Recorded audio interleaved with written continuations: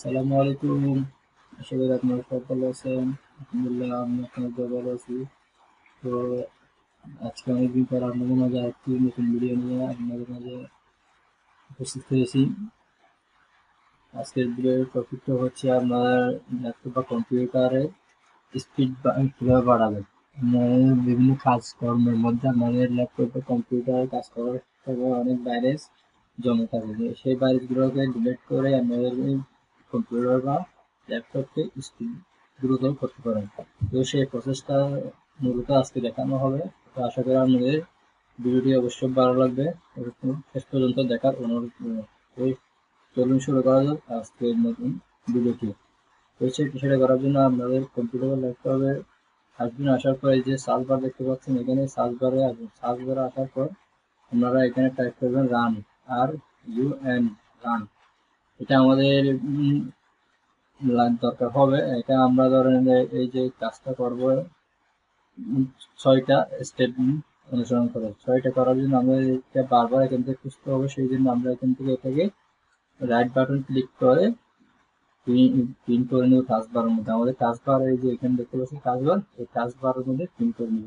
তো আমাদের already pin করা আছে। তো আমি এই যে এখান থেকে পিন করা আছে, আমি এখান থেকে রান অপশনে ক্লিক করতেছি। রান অপশনে ক্লিক করার পর আমাদের প্রথম স্টেপটা হচ্ছে প্রিপেয়ার্স। আমি এখানে টাইপ করে দিব পি আর ই টি প্রিপেয়ার্স কি লিখলে যে এখানে প্রিপেয়ার্স লেখা চলে আসছে। আপনাদের কাছে যদি এখানে আসে তাহলে প্রিপেয়ার্সটা লিখে দেবেন। তো আমি এটা এখানে ক্লিক করে ওকে প্রেস করবো। ওকে প্রেস করার পর এখান থেকে আমাদের কন্টিনিউ চাইলে কন্টিনিউ দিয়ে দিবে। তো কন্টিনিউ দেওয়ার পরে যে দেখতে পাচ্ছেন আমাদের বিভিন্ন এখানে ফাইল জমা হয়ে আছে, যা আমাদের প্রয়োজনীয়। এগুলো আমাদের কম্পিউটার বা ল্যাপটপের মধ্যে ভাইরাসের মধ্যে জমা হয়ে আছে। তো সেগুলোকে আমরা ডিলিট করে দিব। এখানে তো অনেক ফাইল আছে, এটাকে আর এগুলোকে আমরা একটা একটা করে ডিলিট করতে পারবো না, অনেক সময় লাগে। আপনারা চাইলে এই যে এখানে মাউস কার্সারটা ড্র্যাগ করে এভাবে সিলেক্ট করতে পারেন, অথবা আপনারা কিবোর্ড থেকে কন্ট্রোল প্লাস সিলেক্ট করুন। প্রেস করলে আমাদের এখানে সমস্ত ডিটেলস গুলো সিলেক্ট হয়ে যাবে। তো সিলেক্ট করার পর এই যে কিবোর্ড থেকে ডিলেট প্রেস করলে করতে পারেন, আর এখান থেকে এই যে এখানে ডিলেট লেখা আছে, ডিলেট লেখাটার উপরে ক্লিক করলে হয়ে যাবে। তো আমি এখান থেকে ডিলেট প্রেস করলাম। ডিলেট প্রেস এই যে দেখতে পাচ্ছেন আমাদের ডিলেট হওয়া শুরু করতেছে, ডিলেট হয়ে গেছে। তো এখন আমাদের আর কোনো কাজ করে না, আমি ক্যান্সেল দিয়ে দিব। এই যে দুইটা বাকি আছে, এগুলো হচ্ছে প্রয়োজনীয় ফাইল, সেই জন্য এগুলো ডিলিট হবে না, এগুলো থেকে যাবে। তো আমাদের প্রথম স্টেপটা গেছে। এখন আমাদের দ্বিতীয় স্টেপের জন্য আমরা আবারও রান অপশন ক্লিক করবো।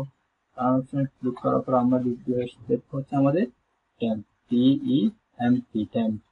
এই যে এখানে ট্যাম্প চলে আসছে। ট্যাম্পে ক্লিক করার পর আমরা ওকেতে প্রেস করবো। ওকেতে প্রেস করার পর এখান থেকে দেখতে পাচ্ছেন অনেক অপ্রয়োজনীয় ফাইল এখানে জমা হয়ে গেছে। এগুলোর কারণে আমাদের কম্পিউটার বা ল্যাপটপের মধ্যে বাইরে জমা হচ্ছে, যার কারণে কম্পিউটার বা ল্যাপটপ স্লো কাজ করতেছে। আমরা এখান থেকে আবার এভাবে ট্র্যাক করে সিলেক্ট করতে পারি, অথবা আমরা কিবোর্ড থেকে কন্ট্রোল প্রেস করলে সিলেক্ট হয়ে যাবো। সিলেক্ট করার পর আমরা কিবোর্ড থেকে আবার ডিলিট প্রেস করবো। ডিলিট প্রেস করলে দেখতে পাচ্ছি আমার সমস্ত প্রয়োজনীয় ফাইল ডিলিট হয়ে গেছে। এগুলো হচ্ছে আমাদের এই যে এখানে আর 3টা 4টা মতো থেকে গেছে, এগুলো হচ্ছে প্রয়োজনীয় ফাইল, সেই জন্য এগুলো থেকে গেছে। এগুলো ডিলিট করার দরকার নেই, এগুলো রাখি দেবো। তো দ্বিতীয় স্টেপ গেল। এখন হচ্ছে তৃতীয় স্টেপের জন্য আমরা আবারও রানে ক্লিক করবো। রানে ক্লিক করার পর আমাদের তৃতীয় স্টেপটা হচ্ছে পার্সেন্ট। প্রথমে লিখবো হচ্ছে এখানে পার্সেন্ট লেখার পর আবার লিখবো হচ্ছে ট্যাম্প, ট্যাম্প লিখে আবার পার্সেন্ট দিলাম।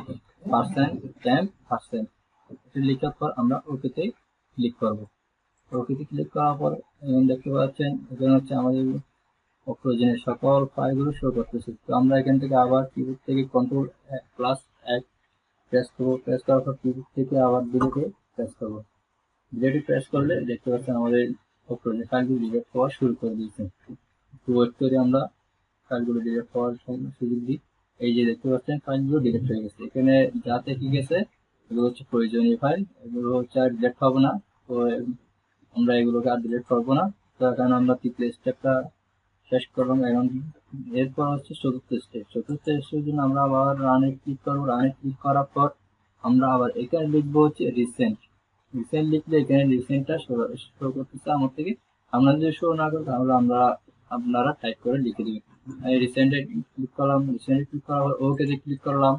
ওকেতে ক্লিক করার পরে এই যে এখানে দেখতে পাচ্ছেন আমাদের প্রয়োজনীয় সকল ফাইল শো করতেছে। এগুলো হচ্ছে রিসেন্ট গুলো হচ্ছে আমরা কতক্ষণ যাবতীয় যা কাজ করেছি, এর আগে যাবতীয় যা কাজ করেছি, যে ফাইলগুলো লিখেছি, যেগুলো আমরা প্লে করেছি, সমস্ত কিছু রিসেন্ট মধ্যে জমা হয়েছে। তো এগুলো আমাদের এখানে জমা হয়ে গেছে। এগুলো হচ্ছে আমাদের কম্পিউটারকে স্লো করে দিচ্ছে। তো সেই জন্য আমরা এখানে কন্ট্রোল প্লাস অ্যাপ প্রেস করবো। অ্যাপ প্রেস করার পর আবার কিবোর্ড থেকে ডিলিটে প্রেস করবো। ডিলিট প্রেস করে দেখতে পাচ্ছেন আমাদের ফাইলগুলো ডিলিট হয়ে গেল। এখন চতুর্থ স্টেপ গুলো এখন হচ্ছে আমাদের আবার পঞ্চম স্টেপ। পঞ্চম স্টেপের জন্য আমরা আবার রানে ক্লিক করবো। রানে ক্লিক করার পর এখানে আবার টাইপ করবো ট্রি দিকে ট্রি দিকে আমরা ওকে ক্লিক করবো। ওকে ক্লিক করার পর এই যে দেখতে পাচ্ছেন আমরা এটা হচ্ছে আপনার ওকে ক্লিক করার সাথে সাথে অপ্রয়োজনীয় গ্রাফ ফাইল ছিল সব ডিলিট হয়ে গেল। তো আমরা দিচ্ছি পঞ্চম স্টেপটা গেল। এখন হচ্ছে লাস্ট স্টেপ, ষষ্ঠতম স্টেপটা। ষষ্ঠতম স্টেপটা হচ্ছে আমরা যা কিছু প্রয়োজনীয় ফাইল ডিলিট করেছি, যা কিছু ডিলিট করলাম, 5টা স্টেপ আমরা ফলো করেছি, এগুলো ডিলিট করেছি, সেই সবগুলো ফাইলগুলো এগুলো পার্মানেন্টলি ডিলিট হয়নি। এগুলো কোথায় জমা আছে? এই যে রিসাইকেল বিন দেখতে পাচ্ছেন, এই রিসাইকেল বিনের মধ্যে জমা আছে। আমরা ডাবল ক্লিক করে রিসাইকেল বিনের মধ্যে ঢুকে দেখতে পাচ্ছেন যা কিছু ডিলিট করলাম সমস্ত কিছু এখানে জমা আছে, এখানে জমা হয়ে আছে। তো আমরা এগুলোকে ডিলিট করতে হবে। এগুলোকে ডিলিট করলে পার্মানেন্টলি ডিলিট হয়ে যাবে। এগুলোকে আপনারা চাইলে কন্ট্রোল প্লাস প্রেস করে ডিলিট বাটনে ক্লিক করে ডিলিট করতে পারেন, অথবা এভাবে করতে পারেন। এই যে রিসাইকেল বিনের মধ্যে মাউসের কাছে রেখে মাউসের রাইট বাটনে ক্লিক করে করার পরে এই যে দেখতে পাচ্ছেন empty recycle bin. Empty recycle বিনে ক্লিক করলে এরকম একটা পপআপ হবে। এখানে দেখতে পাচ্ছেন আমরা পার্মানেন্টলি ডিলিট করার জন্য বলতেছি। তো আমরা ইয়েস ক্লিক করলাম। ইয়েস ক্লিক করার পর আমাদের সমস্ত ফাইল এখানে দেখতে পাচ্ছেন পার্মানেন্টলি ডিলিট হওয়া শুরু করে দিয়েছে। তো পার্মানেন্টলি ডিলিট হওয়ার জন্য আমরা একটু অপেক্ষা করি। এই যে আমার 100% কমপ্লিট হয়ে গেল। কমপ্লিট হয়ে গেলে আবার যদি রিসাইকেল বিনের মধ্যে ক্লিক করি, এখানে যে ফাইলগুলো ছিল এগুলো আর নাই, সমস্ত ফাইল পার্মানেন্টলি ডিলিট হয়ে গেল। তো এভাবে আমরা 6টা স্টেপটা এভাবে ফলো করলে আমাদের কম্পিউটার বা ল্যাপটপ অনেক স্লো থেকে আমরা স্পিড বেড়ে যাবে। আপনার আরো দ্রুততা আপনাদের কাজটা সারতে পারবেন, মানে কাজগুলো করতে পারবেন। তো আপনাদের ভিডিওটি কেমন লেগেছে অবশ্যই আপনার কমেন্টে জানাবেন। যদি আপনাদের ভিডিওটি ভালো লেগে থাকে আমার এই ছোট্ট চ্যানেলটিকে সাবস্ক্রাইব করে পাশে থাকবেন। ধন্যবাদ।